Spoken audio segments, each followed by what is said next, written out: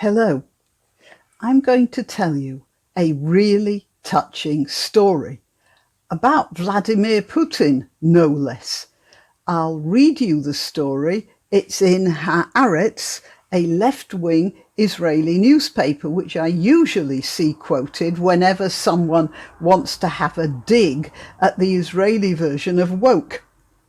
But this is really something completely different. And it starts here. Putin inherits high school teacher's apartment in central Tel Aviv. Vladimir Putin bought the Tel Aviv apartment for Mina Yuditskaya Berliner, his beloved high school German teacher, in 2005. Russian President Vladimir Putin inherited the 1.5-bedroom apartment from his former high school German teacher, who died in December at 96. Berliner left the apartment to Putin via the Russian embassy. It was Putin, in fact, who bought the apartment for her in 2005. Berliner immigrated to Israel from the Soviet Union in 1973, but she had followed her former students' rise through the political ranks in Russia. According to Ynet, Putin and his teacher were reunited in 2005 when the Russian president visited Israel. She had asked the Russian embassy whether she could attend a reception in Putin's honor, and she joined World War II veterans for their meeting with Putin in Jerusalem. But afterwards, he invited her to have tea with him in private. Shortly after the meeting, Berliner, who was a widow, began receiving gifts from the Russian president, a watch, and Putin's autographed 2000 biography. Shortly after that, an employee of the Russian government showed up at her doorstep and took her to see some apartments in the center of Tel Aviv. I told him all I needed was a flat that would be near the bus station, the market, and the health center.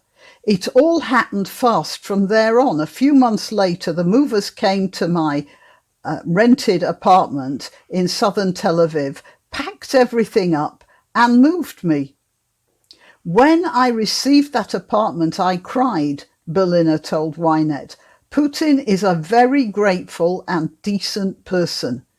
According to Ynet, Berliner had not been in contact with Putin since receiving the apartment, but sent him birthday greetings every year through the Russian media. The Russian embassy sent a representative to the funeral and covered the cost of her burial, Ynet reported.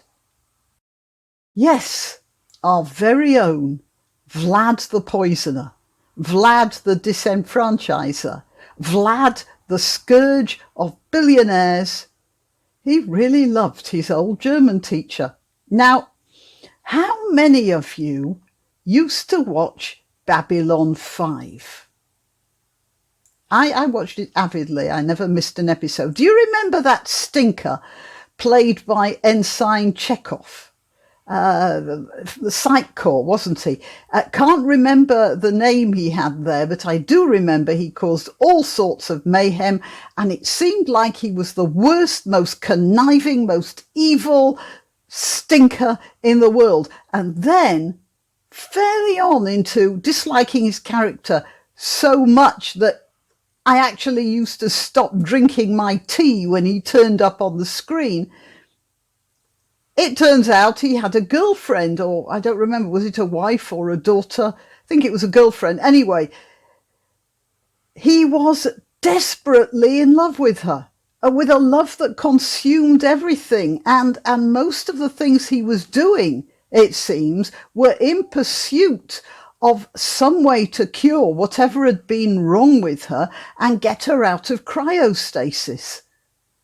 After which, well, he did seem like a stinker still, but at least you knew there was something somewhere under that leather suit that resembled a human heart. Now, let's think.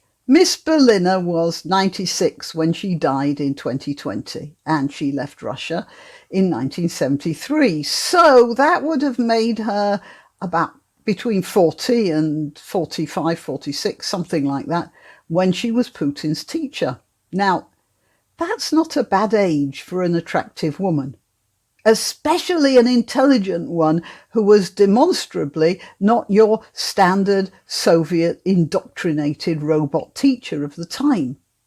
Obviously, she got out in 1973 because she wasn't your standard Soviet indoctrinated teacher. Before that, though, I can imagine a teenage Putin having dreamy thoughts about making off with her to a hideout in the Urals or somewhere like many teenage boys do. But unlike many teenage boys, Putin didn't forget. And perhaps we should remember that when assessing his character. He doesn't forget, for good or ill.